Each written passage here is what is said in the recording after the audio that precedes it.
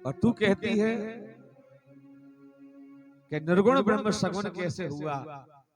तो भगवान शंकर बोले मेरा राम निर्गुण भी है और मेरा नाम सगुण भी है। निर्गुण ब्रह्म के क्या लक्षण है? बिनो पग चले। निर्गुण ब्रह्म कैसा है? बिना पैरों के चलता है। सुनहि बिनु काना और कर बिनु करम करही विधिना। तो राम जी भी ऐसे ही हैं। और ये सारी घटना 4 चौपाई है यहाँ, ये चारों चौपाइयों में जो लिखा है वो राम जी ने घटित किया। कैसे किया, कहाँ किया, तो एक चौपाई की व्याख्या करके बता देता हूँ। बिनो पग चले, राम जी बिना पैरों के कहाँ चले साहब। एक बार मैया कौशल्या ने राम जी को स्नान करवाया और स्नान करवा के भोजन कराया, दूध पिलाया, पलने में सुला दिया और अपने इष्ट देव, अयोध्या के इष्ट देव कौन है? अयोध्या के इष्ट देव है रंगनाथ भगवान। श्री रंगनाथ जी की पूजा करने के लिए मैया कौशल्या गई और फिर पूजा करके रसोई घर में पहुंची और रसोई घर से प्रसाद लेकर के भगवान का भोग लगाने के लिए जाने लगी रसोई घर में, कि रसोई घर से प्रसाद लेके आऊं और रंगनाथ भगवान का भोग लगाऊं।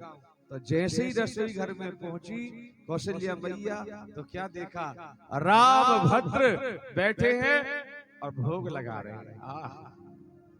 राघवेंद्र सरकार बाल राम बैठ करके और प्रसाद पा रहे हैं।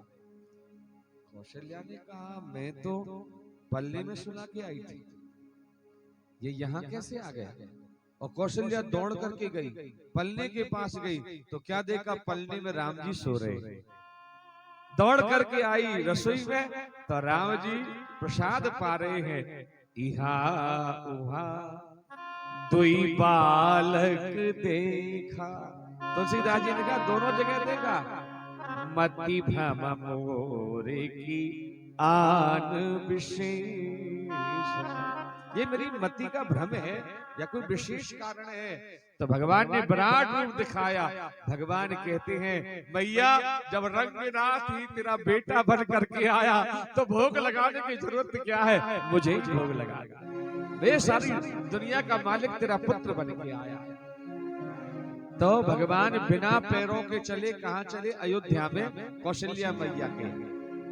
बिनु पग चले और सुनई बिनु काना, बिना कानों के भगवान कैसे सुनते हैं? रामचरितमानस में राम जी ने कहा सिद्ध किया कि बिना कानों के राम जी ने सुना। तो बिना कानों के राम जी ने कहा सुना? बाली के यहाँ। जब बाली को भगवान ने बाण मारा और बाली गिर पड़ा तो राम जी बाली के सामने गए तो बाली ने कहा महाराज सुग्रीव आपको प्रिय है और मैं आपका दुश्मन हूं, आपने मुझे मार दिया, क्या अपराध है मेरा? राम जी ने कहा अनुज बधु भगनी सुत नारी, सुन सठ कन्या सम ये चारी, इन्हीं कुदृष्टि बिलो कहीं जेही, और ताह बधे कछु पाप न होई। अनुज बधु भाई की पत्नी, छोटे भाई, भगनी बहन, अनुज बधु भगनी सुत नारी बेटा की पत्नी, पुत्र बधु, अनुज बधु भगनी सुत नारी, सुन सत कन्या सम ये चारी, ये चारों कन्या के समान है। इन्हीं कुदृष्टि बिलो कही जोई, ताहे बधे कछु पाप न होई, उसे मारने में कोई पाप नहीं लगता। और तूने सुग्रीव की पत्नी को अपनी पत्नी बना के रखा, ये तेरा अपराध है। और सुन नारी वचन सुन करश न काना, और तेरी पत्नी ने समझाया तब भी तेरे समझ में नहीं आया। राम जी ने क्या कहा? नारी वचन सुन करश न काना, तो बाली ने कहा महाराज वहां मेरे महल में तो मेरी पत्नी तारा और मैं थे, हम दोनों बात कर रहे थे। मेरी पत्नी कह रही थी कि जिनको सुग्रीव मिला है वो 2 राजकुमार है, और मैंने सुना है अयोध्या के राजकुमार है वो काल है, वो परमात्मा है, तू मत जा। मेरी पत्नी ने मुझे समझाया, पर वहां हम दोनों ही थे। आपने कैसे सुन लिया आप परमात्मा है? तो कबीर ने लिखा चींटी के पर नूपुर बाजे वो भी साहिब सुनता है। अगर कोई चींटी के पैर में घुंघरू बांध दे, आप सोचिए चींटी का पैर कितना पतला होता है, धागे की तरह, और उसमें भी कोई घुंघरू बांध दे, उसकी आवाज आए तो वो भी परमात्मा सुन लेता है। तो बिना कानों के भगवान श्री राम ने यहाँ सुना, बिन पग चलई सुनई बिन काना, और करे बिन कर्म करई बिन नाना। बिना हाथों के भगवान ने काम कहाँ किया?